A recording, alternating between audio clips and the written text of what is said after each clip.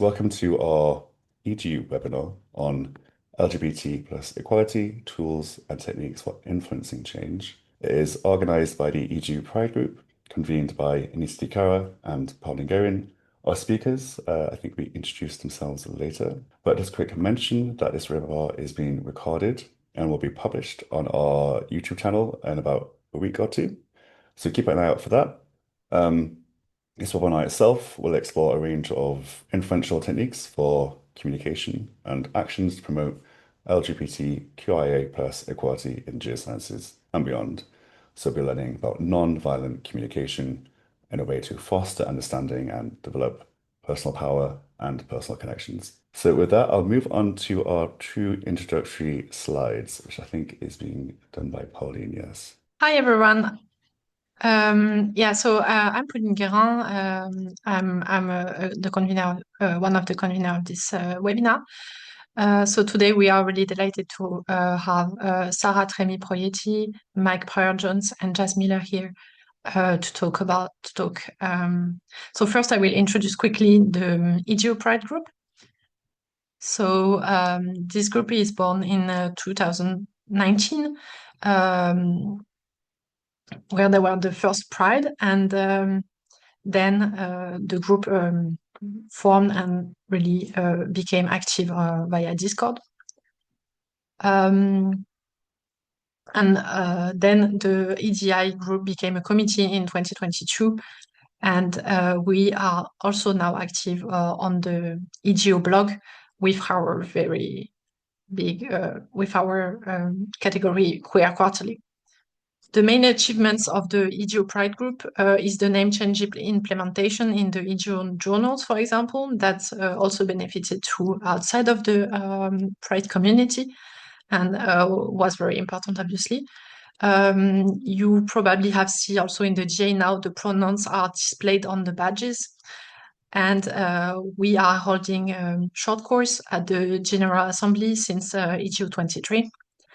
We also very recently have an official Pride mailing list. We are no longer affiliated with the EGI one, so make sure to subscribe to it via your EGO account. And we are organizing several webinars hosted by EGU like today. And there were also a union symposium at EGO 25. You can follow our activities. So as I said, yes, you can subscribe to the Pride mailing list. You can join our Discord. The link will be in the description of the video. And you can also check in the Queer Quarterly, it's also explained. At the next General Assembly in 26, we will have a short course convened by Sujit and many other wonderful people of the Pride group. And the Pride group will also be present at the EGI booth. So as you know, there is several time slots, and during the week, all the EGI activity of EGU are represented. Now I will tell you a little bit about the speaker. So we have Sarah here. She's a professional facilitator and she works in administration. She's a specialist in conflict management and also nonviolent in training to become a nonviolent communication trainer. We have Jazz Miller here. They are microbiologists, but also an activist. So their insight is also very important in the advocacy of the LGBT rights. And they were also participant in the committee of the UK's Equality and Gender Recognition Acts. And Mike Pryor-Jones is a long-time member of the EGU Pride Group and has participated in many of the activities over the year of the group. So an important person for this EGU Pride Group. And yeah, so I think now we can start with the speakers. Thank you. Thank you. So, hi everyone, I'm Mike Pryor-Jones. I'm an academic and glaciologist at Cardiff University, and I'm but I've also had quite a long career outside of academia, and in most of the jobs I've been working in, I have been involved in some kind of internal change and arguing that the organization needs to do something differently, it needs to do something better.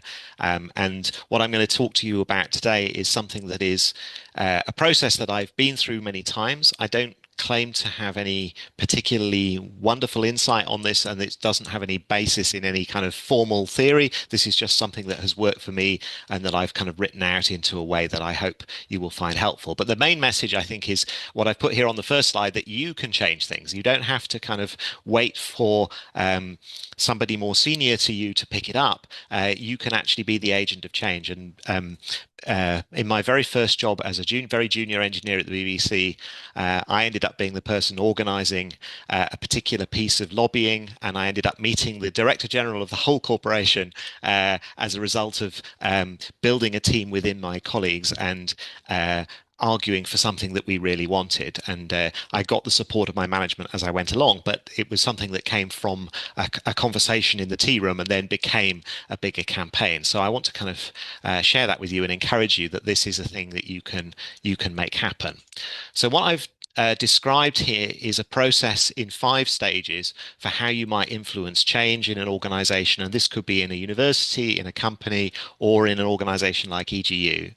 And I'm presenting a kind of straightforward process where there is not too much capital P politics, but where people are inclined to listen to you. And what I would say before I go any further is that this process I'm going to outline here assumes that the other person, the people you are trying to influence, are going to listen to you, that you're not in a situation where there is bad faith or other sort of obstruction to your proposal, that you are talking to people who could be persuaded to listen. So I've described this as 5 phases, and I'm going to research, influencing, a proposal, negotiating, and communicating, and I'm going to talk through each of those phases in turn and give some examples. So the first phase, the research phase, is really about making sure you understand what it is you're trying to achieve and what the obstacles and route pathway is to achieving it. So this involves finding out what the process for change is. Is it simply a matter, like it can be in a company, of going to see somebody quite senior and saying to them, please, can you change this? And they set them saying, yes, we can change this. Or is it more complicated? Are there rules? Are there constitutions? Are there committees that have got to go through? Are there different people that have got to sign off? So do your homework, read up on what the process for change is within that organization. So this is one for EGU, for example, and Anita and I have been involved in lobbying EGU on several occasions, but understanding how EGU works, and you can go on the website and read the statutes and look at the organization charts. But then the most crucial step is to build a team. It's very difficult to do this kind of thing on your own.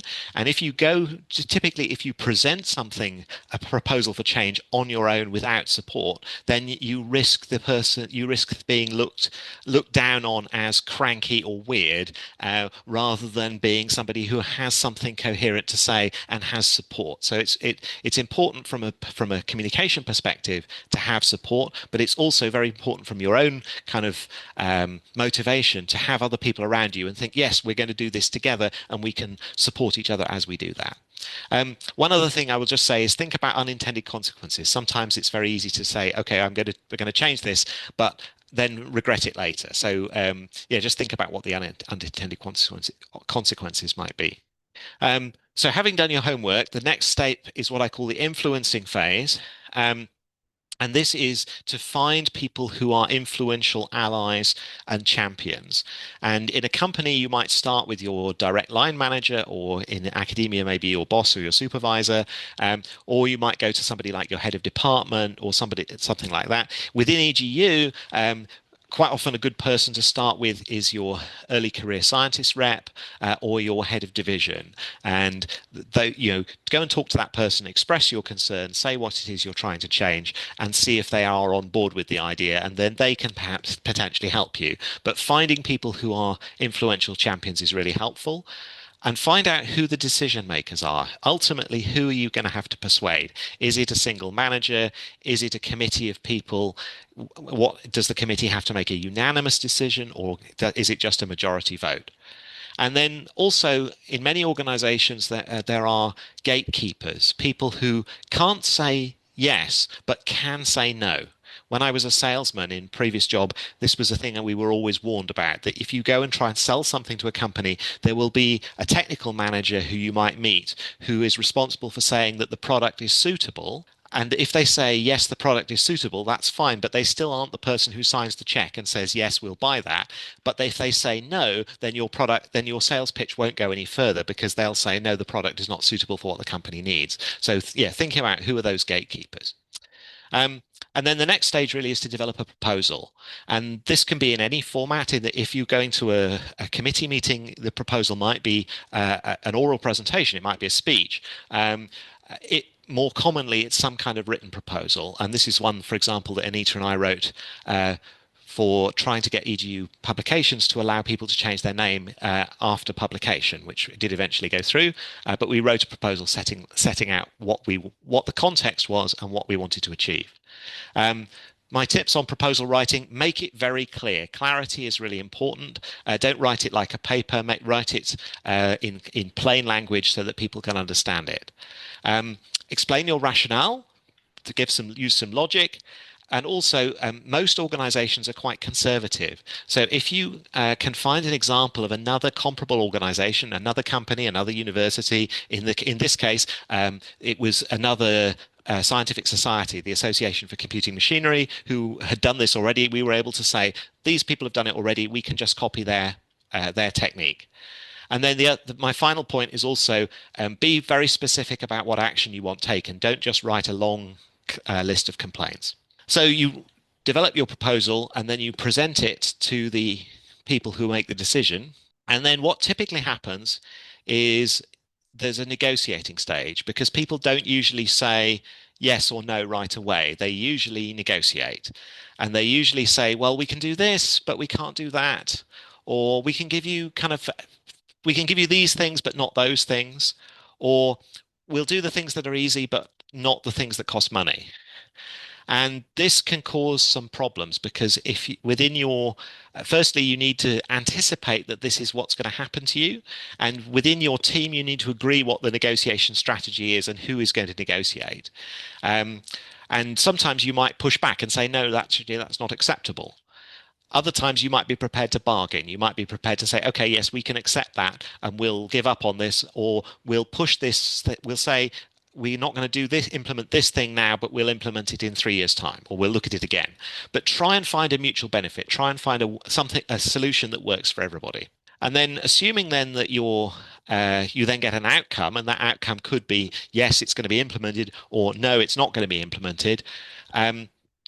The final phase is the communication phase. You want to then communicate to people what has changed. And if the change is going to go ahead, you need to communicate with the whole organization and work out what the strategy is for that. How are you going to tell people that this change has been made? Is it going to be a speech? Is it going to be a video? Is it going to be written text?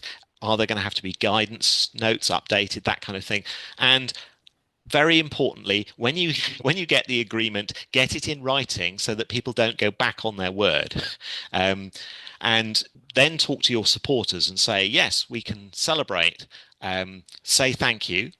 If the proposal doesn't go through, it's still really important that you go back to your supporters and say, we tried, but ultimately at this stage we've been told no, and this is the feedback that we got, and let's have a meeting, regroup, and decide what we're going to do next. So it's still important to do this communicating phase, even if your agreed change doesn't go through.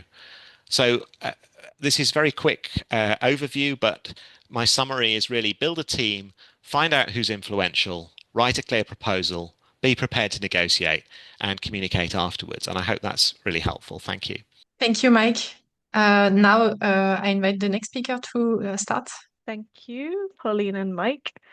So next, I don't want to phrase this as if Mike's strategy fails, because that's a gross oversimplification.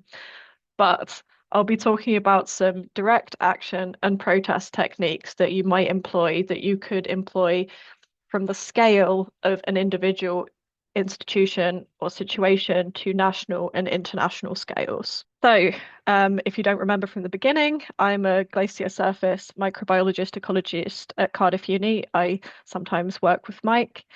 But also in the rest of my time, then I've been a volunteer and freelance advocate, activist, group organizer, including facilitating free alternative pride events, among other things. So, what I'm going to talk about is the philosophies that we can use as tools in protest and direct action, different types that we've seen through history that have been successful, and what it was about them that made them so successful. And then I'll talk about how we can translate that to systemic change, for example, change in laws. So, the toolkit and some terms that I might be using throughout. When I talk about a liberal approach, I mean this in the academic sense that we talk about liberal feminism. So, a focus on freedom of choice, making a space, changing law and policy with the principle that LGBTQ people should be able to do anything that people who are not LGBTQ can do. When I talk about radical approaches, again, I'm taking this in the academic sense. So, for example, radical feminism, looking at systemic reform.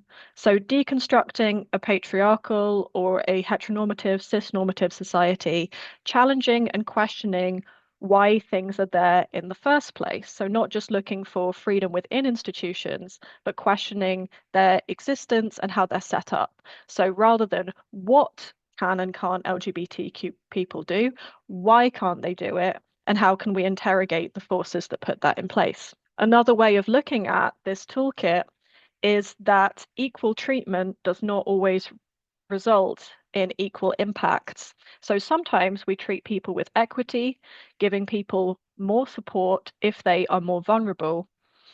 Other times we take a radical approach where we are trying to take away barriers in the first place so that you don't need any accommodations and everyone has equal access. And this will come into the examples that I'm about to give. So, some protests that got us to the state of LGBT equality that we currently have.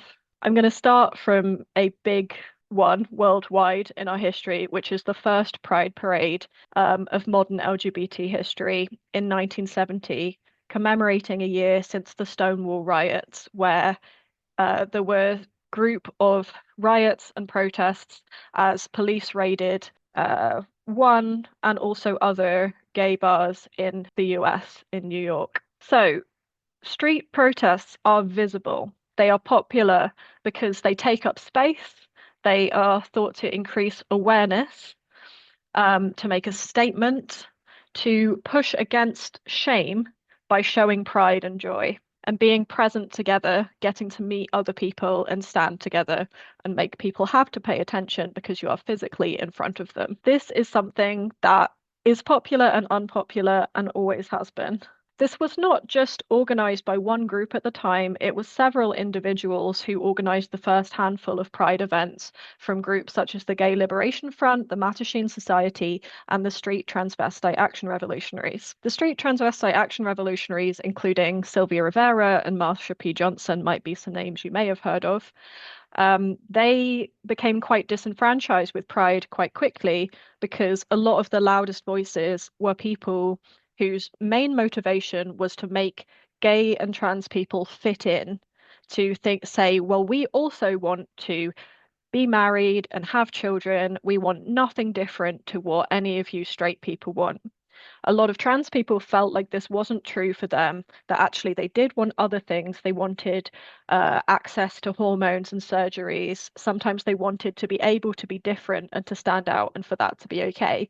So they pivoted their approach to a mutual aid one, where instead of focusing on what straight and cis people thought, they focused on what vulnerable trans people needed. They provided food, shelter, letters to people in prison. They sometimes engaged in hustling and sex work to achieve this, but by any means necessary, they made sure that the trans people in their community were fed and cared for, and other homeless people as well. And I think that the key to the lengths that they went to was this quote here from Sylvia Rivera, that they didn't have anything to lose. They didn't think that they felt like they had any rights, so they were happy to step on any organization and any politician's toes. And this really brings out why the different approaches people have to protest often stem from their personal experience rather than being a more correct or incorrect way of doing things. My next example is from the height of the AIDS crisis. And these are other things that are going back to being visible and disruptive. So die-ins and sit-ins are a way that was kind of inspired by racial justice movements in order to get the public's attention. This was disruptive. It stopped people getting to work. It stopped people going about their lives. You know, it could have even stopped ambulances getting through roads. But the reason why this happened is because this was at a point where people already were not being listened to. And in fact, there was attempts to actually silence conversation about AIDS.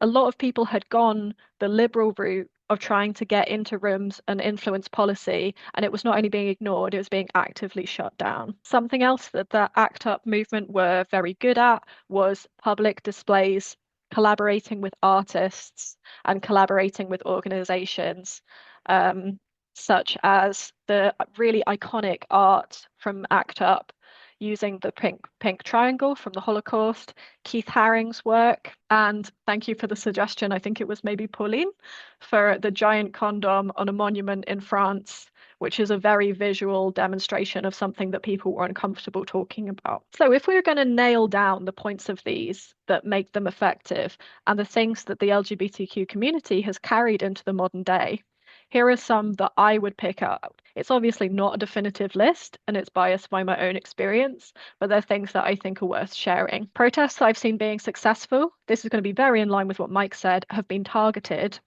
For example, campaigns for trans health have been clear and on message and had a sympathetic message that they are about getting something specific, which is healthcare for trans people. Some of these have been clearer than others. One very clear one, in my opinion, was the hunger strike in Spain. They had hashtags, they had organizations involved, they were in a visible public place, and the fact that it was a hunger strike obviously made it very difficult to ignore. Pride's being accessible and being, open to all kinds of queer people is not just a debate from the 1970s, it's an even bigger issue now when a lot of Pride events are ticketed and you have to pay to get in. And because they are moving into areas allocated by city councils and by police, they may not necessarily be wheelchair accessible, they may not necessarily be safe for people who are known to the police because they may be homeless or vulnerable.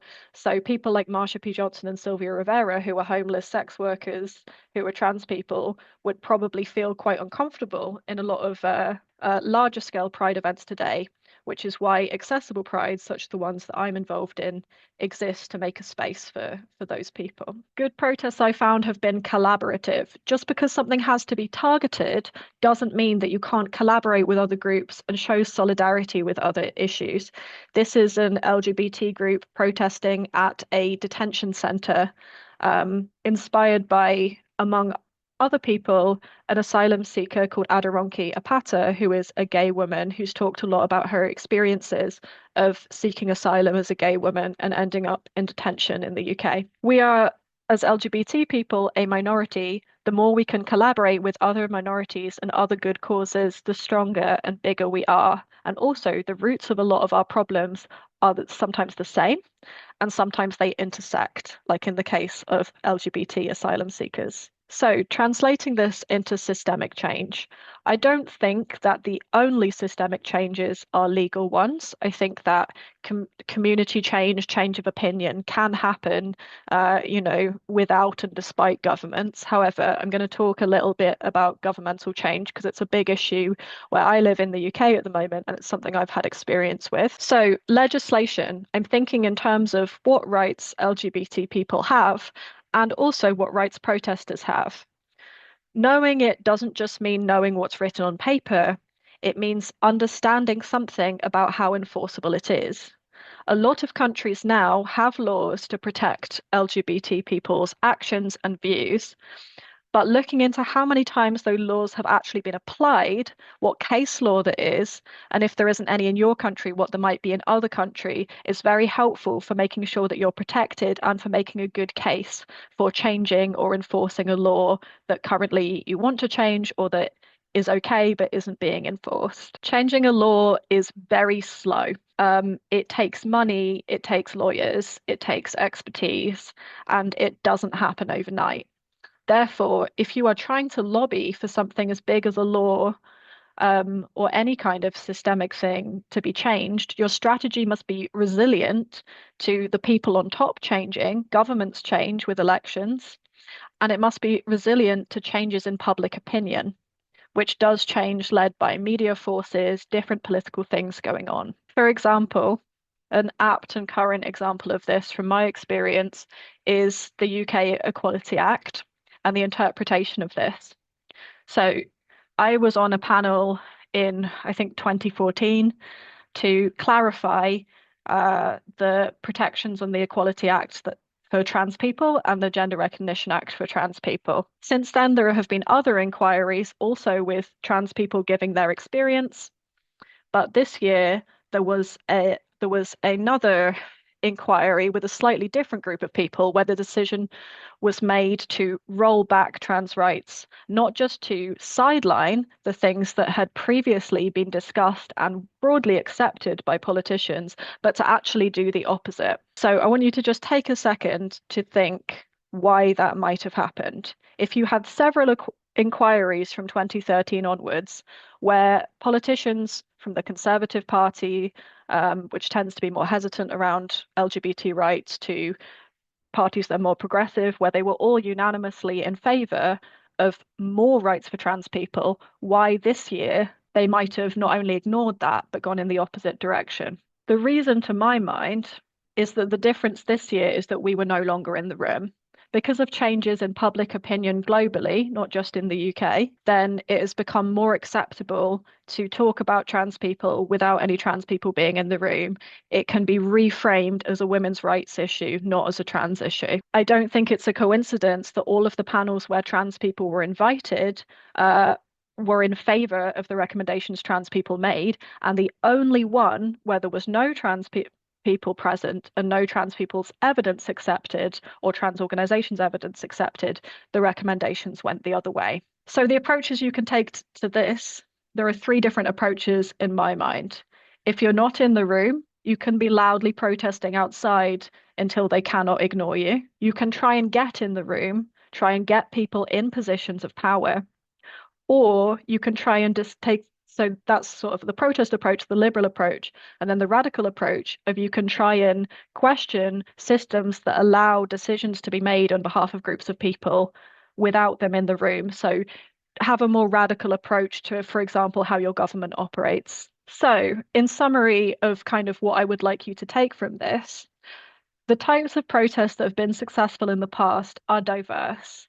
I wouldn't say that any of them were right or wrong or good or bad protests. I would talk about them in terms of their successes and limitations, and remember that nothing is perfect, but the criticism of something and the action can happen together. The aim is to just make every next action you do an improvement on the previous one, more clear, more targeted, more accessible, and to not either shut out criticism or to cancel everything because it's not perfect. I think that in terms of what I was just talking about, of are you going to get in the room? Are you going to dismantle the room? Are you going to protest outside the room? Again, I'm not sure this is a right or wrong answer. I think that you should play to your strengths. Are you the kind of person who's good at climbing up a ladder and making change from within? Are you the kind of person who has, the privilege or the confidence or the will to be loudly protesting outside? Are you the kind of person who can think about restructuring things and imagine a new way to be? We can look to the successes of the past to think about what tools we have for the future. We never have to start from scratch, and we never have to do it on our own. It helps for anything to be targeted, clear, accessible, and collaborative to maximize the number of people who you can work with. And remember that making large-scale change is very slow. We're still working on quite a lot of the same things that we were working on in 1969, 1970. The bigger the institution we're trying to change, for example, global opinion on LGBT people, the slower it will be. But try and make sure that there is never a room where LGBT people can be ignored. Thank you. Thank you very much, Jazz. Very interesting. And now it's the talk of Sarah. So thank you, Florin, and thank you everyone who came before me. So far we talked about we explored the various ways to create change in our organizations, in our societies, and in the world. And we just heard that we have to kind of ask ourselves how strong we are, what are we ready to do, and how are we ready to bring this change. And in this last part of the webinar, I would like to talk to you about about nonviolent communication and how this can be used as a tool to handle the difficult conversations that you are gonna face while bringing those changes, and how this tool can help you focus on what kind of person you are and what kind of strength you have. So before we start, just a little bit about me. As you may have noticed, I'm Italian and I live in Rome. So sorry for my accent and for my English as well. I work for the public Italian administration, and I am also a professional facilitator. And I would like to start this part of the webinar by telling you a little bit about how I met NVC, nonviolent communication.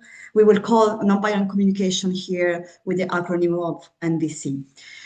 So I would like to tell you how I met it and how it supports me in difficult conversations. So 7 years ago, I started working in my current office in the administration, and I immediately noticed that people felt really demotivated and disengaged. And I myself felt really confused and really surprised, because everyone seemed to interpret procedures and responsibilities their own way. So I was really confused. I couldn't really understand how things were working. So when a new boss arrived and began a kind of reorganization of the workflow, I felt really excited and happy, because it was like a chance to understand things finally, and I became actively involved. So this means that I helped rewrite processes and procedures and define objectives and things like that. And I was also responsible for supporting people in adapting to these changes. Unfortunately, many of my colleagues just felt scared by these changes, and they simply did not want to adapt to them. And this led to a lot of tension in the office. And in that situation, I had to face many difficult conversations. And in those conversations, I realized that whenever someone did not, was resistant to these changes or did not follow the procedures without, a good reason, let's say, I would just lose my temper very quickly. And in response to this, most people either became defensive or just withdrew. And of course, this was not what I wanted.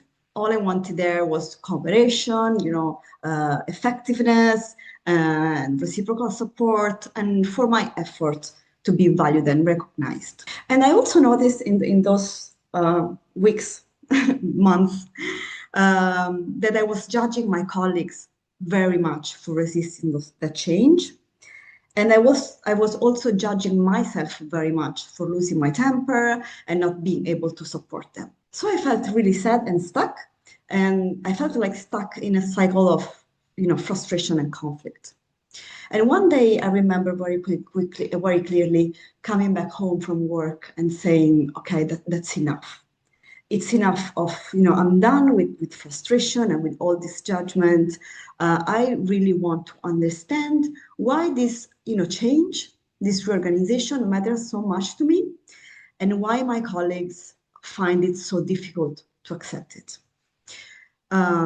So I really wanted to, I was determined to find a way to connect with them in ways that could foster dialogue, collaboration, and mutual respect. And this is when I like to say that NVC found me. So today, NVC is my favorite strategy for supporting myself in difficult conversations, which means, first of all, that it helps me stay connected to what is important to me. So to the strength that we mentioned in the previous presentation, and to remain curious and open to what is important to the other person. And it also helps me create like a space between the trigger, so like my colleagues not doing what I wanted basically, and my reaction, so my losing my temper. So now I would like you to think about a difficult conversation that you have faced in your past, or that you might face in the future. Something that scares you, or whatever. Any difficult conversation of your life. Just take a few seconds to think about it, and maybe take a piece of paper and just write down a couple of keywords to have it in mind during the rest of this presentation. Okay, so let's dive into nonviolent communication now. So nonviolent communication was developed by Marshall Rosenberg, who was an American psychologist in the 60s of the last century, sorry. And to me, NVC is really a new way of looking at the world. And why is that so new? It is new because in our Western culture, we are very much used to focusing on external judgment, to thinking about what is wrong and what is right, what should I do or what should I not do according to the external and social context.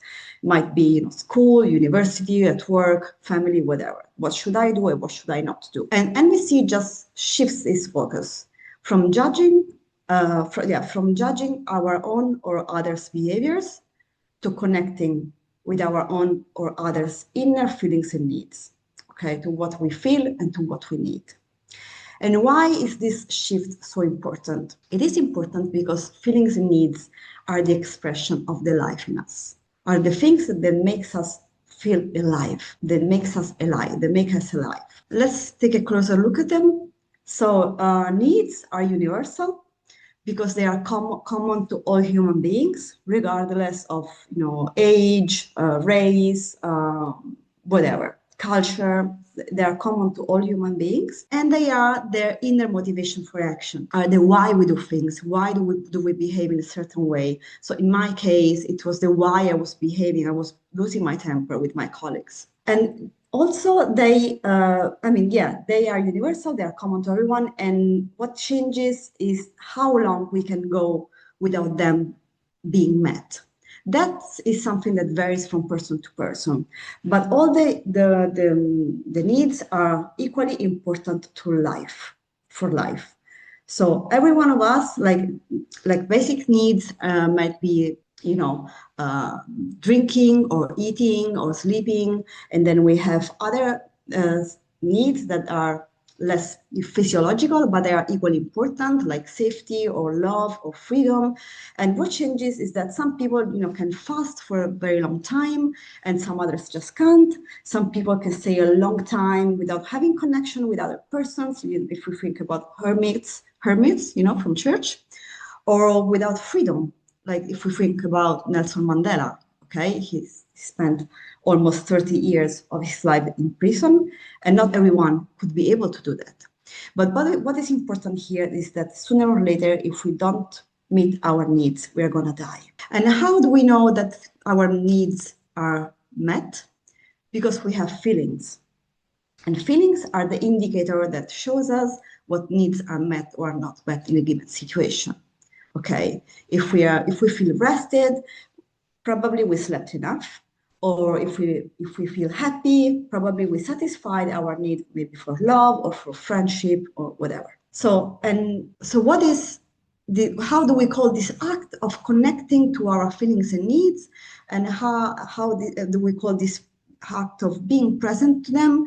In MBC, we call it empathy. I'm sure you heard this word many times before that, and that you use it maybe in different ways, but in this framework, empathy means listening and being present to the feelings and needs that are alive in us or in the other people. And empathy is really a key element in nonviolent communication, because it makes possible to have self-connection and connection with other person, for awareness of our feelings and needs, for better communication and dialogue. And why empathy and presence to our feelings and needs makes better communication and dialogue possible? Because because when we are aware of them, we are also able to share them if we want. And if we share them, it means that we are sharing something that is universal. So it means speaking a universal language, which is easier to understand for other people, and it's easier for other people to connect with us. Okay, and it's easier to have a dialogue because we start from a common ground, which are needs. So how do we do this in practice, in practical terms? We can, nonviolent communication suggests that we switch from a language of judgment to a language of connection. Language of judgment would be, like in the previous examples, myself telling my colleagues something like, I'm just sick of you not accepting this change, or something like, just, follow the new procedures and and stop complaining. That would be a language of judgment. Language of connection would mean trying to translate these judgments into more 4 areas of information that I'm going to show you in a sec. So this means translating this into something like, when I see that you do not follow the new procedures, I feel sad and frustrated because I put a lot of energy in them, and I need collaboration and support because I really want to contribute and make things more effective. Would you be willing to try them out? So this would mean to offer 4 areas of information. So the first one is observation. So when we describe facts as if we were watching them with a camera. Feelings, we already talked about them, and needs as well. And then we end our speech with a request, which has to be very precise. So these are also 4 steps on nonviolent communication that we can use to translate our judgment into a language of communication. And I would like to make some more examples. You might find yourself telling someone that they are racist because maybe they told you some words that you didn't like. So you might find yourself saying or thinking you're such a racist. So how can we translate into a language of connection with the 4 steps of MBC these words of judgment? We could say, so we start with observation. When I hear these comments, and we carry on with feelings, I feel sad and left out and angry. And then we carry on with needs, because I long for everyone to be welcomed and recognized in their identity. And then we end with a request. Would you be willing to avoid such words when you talk to me? So whenever we feel we are about to say to someone, you are such a racist, we might take a deep breath and think about how we can rephrase with the 4 steps of nonviolent communication, this phrase, these words. And we can do it like that. So when I hear these comments, I feel sad and left out and angry because I long for everyone to be welcome and recognized. Would you be willing to avoid such words when you talk to me?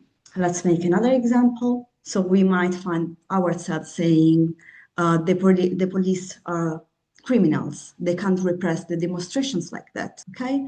And we might want to translate these words into MBC terms, which would be observation first, witness the actions with which that's a mistake here. When I witness the actions with which demonstrations are managed, I feel scared and anguished because I have needs for peace, respect, and freedom of expression. Would you be willing to tell me how you feel about it? So this is what we call a request for connection. So we want to know how the other person feels about that. And one warning, so this would be a way to translate judgment into a language of connection so that we can build a common ground for dialogue. And one warning is that the intention of all this process and the intention of nonviolent communication is connection. So this is not a magic wand that will make people change. Absolutely not. The intention for this is not for people to change, but for us to have a dialogue with them. So in the end, why use MVC? For connection, for communication, and for dialogue. And the next thing that you can do tomorrow to, use this tool is to practice. So find someone, and have a role play with them and try to, to rehearse the 4 steps for nonviolent communication with a friend or with someone else. And thank you for your attention. And I'll give it back to Pauline. Thank you all for your talks. It was all very interesting, and I think we all learned many, many things. So now the floor is open for questions. So if you have questions for our speakers, please feel free. Or if you want to give a comment about a situation you had, maybe you need some advice of the panelists. Yeah, go ahead, Simon. Yeah, so first, just a reminder, if you want to ask a question, please type it in the Q&A box at the bottom of the screen. But I also have a couple of questions myself first, let people think. And one is, I think maybe this is directed to you, Sarah, about kind of negotiating those spaces in academic spaces. When I was a researcher for like 10 years, it was kind of common for me to interact with people, try and tell them how I felt about how interaction went. But then I'd be kind of positioned in almost this debate situation where I'm trying to say, well, this is actually how I'm feeling. I don't like it. But then they try and make it more of an abstract discussion where I don't feel like that humanity is recognized, that personhood is recognized. Not saying it's exclusive to academia, but definitely a common interaction. I was wondering if you had any thoughts about that at all. Well, like I said earlier, MVC is not, a magic wand. So I think that maybe one point of attention is that, like, checking with our intention. What was your intention in that moment? Was it truly to connect with those people and have a dialogue with them? Or maybe because many times we hear that MVC is good for effective communication and so on. And so we get into those conversations thinking that if we are going to follow the 4 steps, then it's going to be great. But if our connection is not truly, really, our intention is not truly, really one of connection, this is not really going to work. That's the first thing.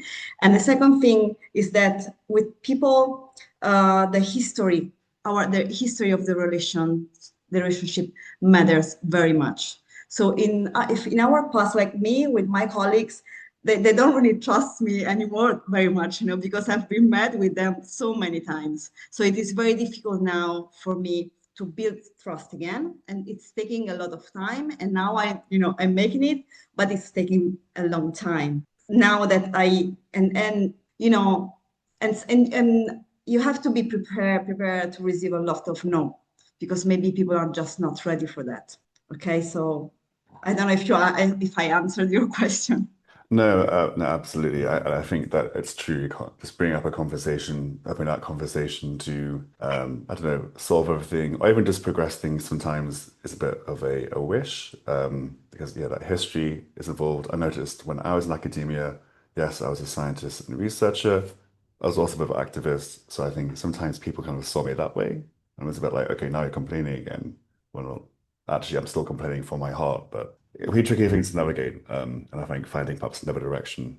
I think Charles had a hand up, yeah.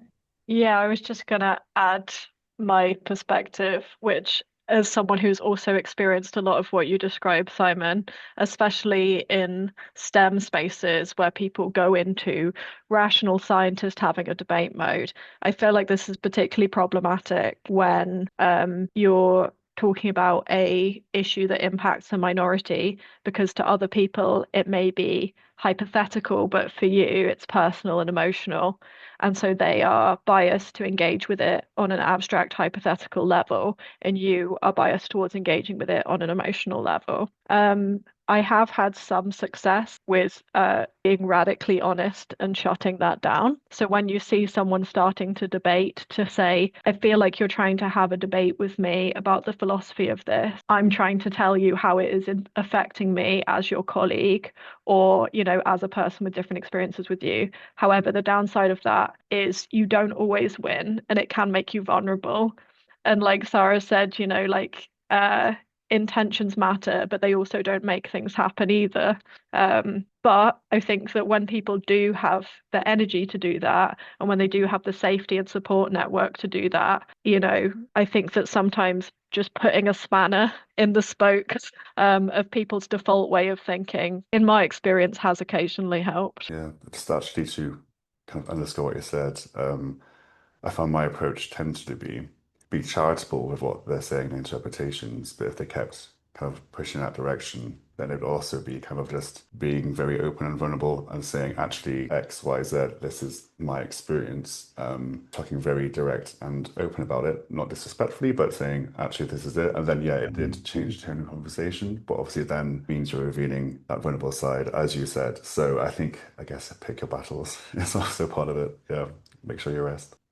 Yeah, I think Mike had a question. Yeah, just to come back on that, just to say, I really highly recommend a wonderful book called No Hard Feelings by Liz Fosslien and Molly West Duffy, which is all about the role of emotion in the workplace and why emotion and managing your emotion in the workplace is important, and that we shouldn't shut it down and exclude it from work, but exactly as you say, that the importance of being authentic with your work colleagues where it is safe to do so and the value that that adds. I really recommend the book. It's great. I do have another question. If people I have a question for all the speakers, maybe too, because people in the online, please, you can type the questions, and we've seen somebody thanking us and the speakers, so I report that to the speakers, and I also want to thank the speakers, of course. My question is reflecting on the ever-changing words and tool of communications as we are more connected with the social media, with now new AI tools. It seems that instead of stepping forward because work is easier, we are stepping backward because it seems it's making it harder, including embedding lots of biases that are in the society into the new way of communicating. And so I was asking the speakers, what do you think we can use these new tools beyond the one that or together with the one that you already discussed a little bit with the time being?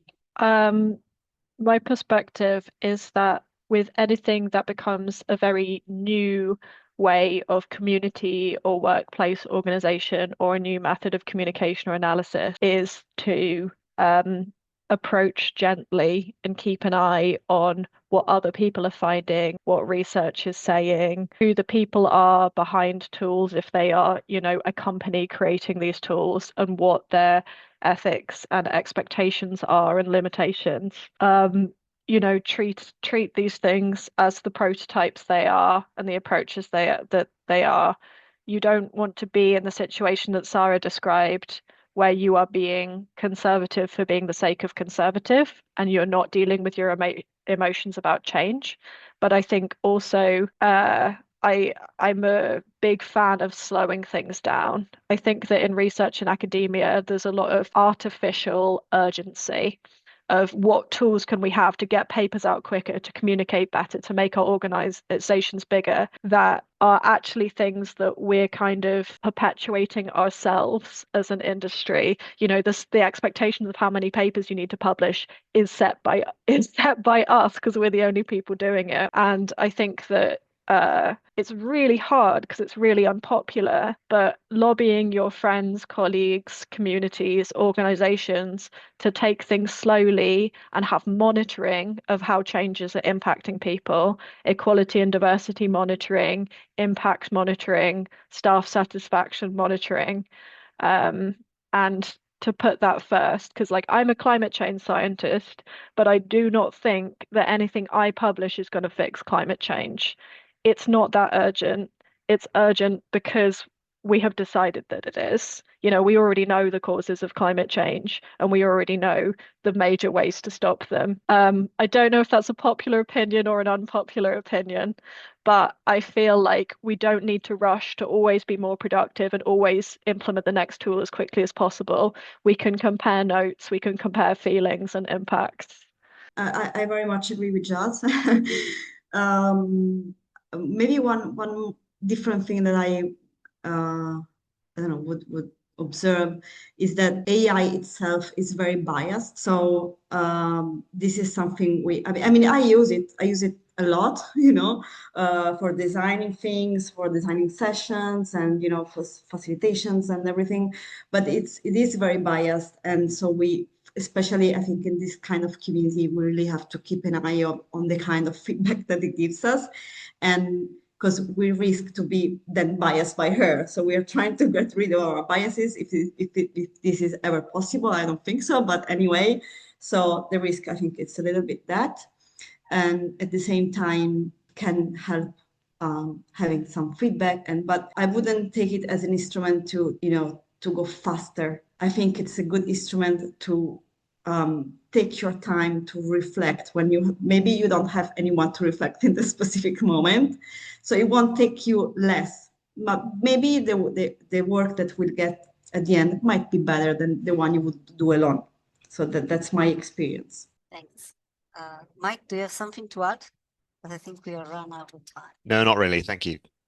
I'll make it time for Okay. one or two questions if people wish. I think that's okay. Okay, I can have another one perhaps. Oh, okay. If people no, I see nothing in the chat.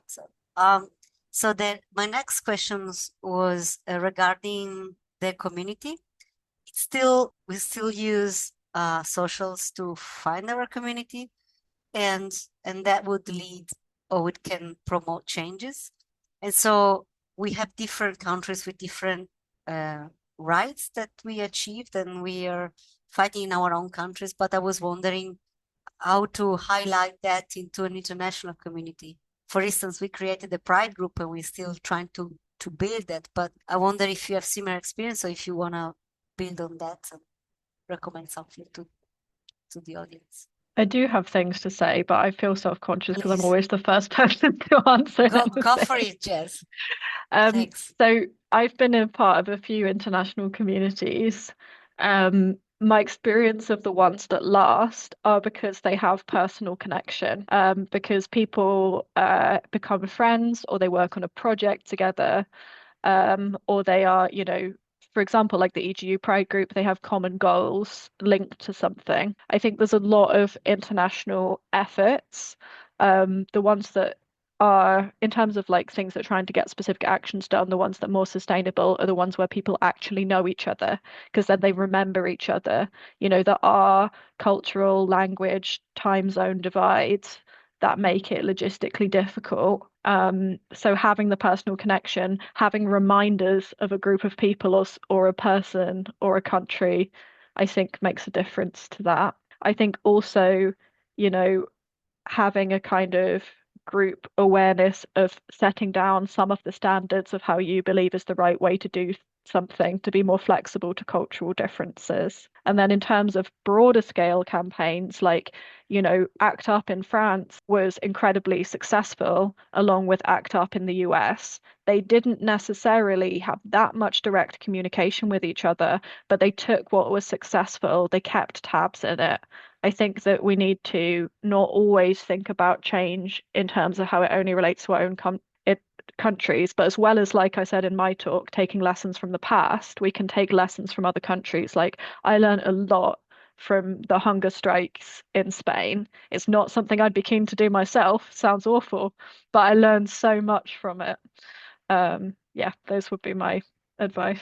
Thanks. Sarah? Yeah, just to build on what just said, I very much agree.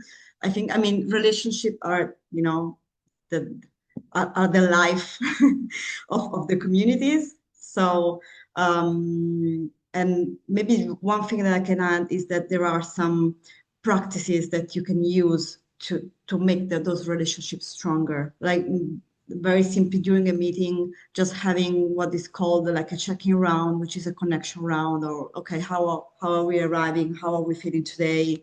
Just 5 minutes just to connect to each other and to have like the feedback check out. So how did it go? And like to speak in rounds. I mean, I'm just, I'm mentioning things that we probably, many of us already do, but it's just to mention that all these things build up together, create a space for a relationship to grow and develop. So, making sure that everyone has their own space of, to speak like we are doing here, and to have a little bit of facilitation, things like that build trust and make relationship like flourish. I think that these are very simple things that we can all do every day. Yeah, just to come back on that very quickly, and thanks very much. I agree with what both the previous speakers have said. In terms of running an online community, we've kind of gone through a transition where from kind of the open web and the open social media like Twitter in the old days to now increasingly a world of closed user communities, Discord channels, WhatsApp or related chat groups. And one of the challenges with a closed online community is that if there is no action, then people stop looking at it. So one of the things we found with EGU Pride and with other online communities I've been involved in is that it needs a core group of people who log in regularly and animate and create some space so that when you log in, as a new person, you are welcomed and immediately feel that this is a place where some stuff is happening. And that can be a real challenge. And but I've been invited to way too many Slack channels that have formed after an EGU conference session, whereas everyone's like, oh yeah, let's keep the conversation going, and then literally nobody logs in thereafter. And it really needs the kind of role of somebody to play the role of host, or 2 or 3 people to be regularly hosting and making an online community work. There's a whole other world to talk about online communities, but yeah, thanks. I think actually that what something I thought of when I was building communities in academia is also finding people who get stuff done is probably the best way to get it done. When we were doing networks and stuff, it was like, okay, but who is that core group? So yeah, Mike's absolutely right in terms of identifying those people as well. But also just let's talk about online communities, not to neglect the local as well. I think it's important hosting events, building those networks. It's really good to have that base to touch down on, if you can. Yeah. So I think any more questions, Anita, Pauline? We are running out of time. No, I think we are good. I just mentioned in the Q&A box, someone mentioned, so Leonie Winter, I hope I pronounce it well, mentioned the resource called Mapping Ecosystems to Collective Change. It's USA based, but the principle can apply to other places. And apparently there is many tools, so yeah, we can look at it. Good, excellent. I think then we'll have to wrap up. There's plenty more questions to ask and experience to draw from, but I think, yeah, actually over time. So first, thank you to our conveners today, Anita, Sarah, Pauline, Mike, and Jazz, our speakers as well, for contributing such a really important session. I think this will also be available online as well. So if you want to see the recording later on YouTube, that will be available perhaps 1 or 2 weeks, depending on our editing. Otherwise, yes, look out for the EGU Pride mailing lists. If you want to keep updated with more events like this, EGU Pride will also be at the EGU 26 General Assembly in May this year as well. So there'll be networking events and other sessions related to that. But with that, I'll say goodbye. Goodbye from all the speakers as well. Good. With that, see you in the future. Yeah. Bye-bye.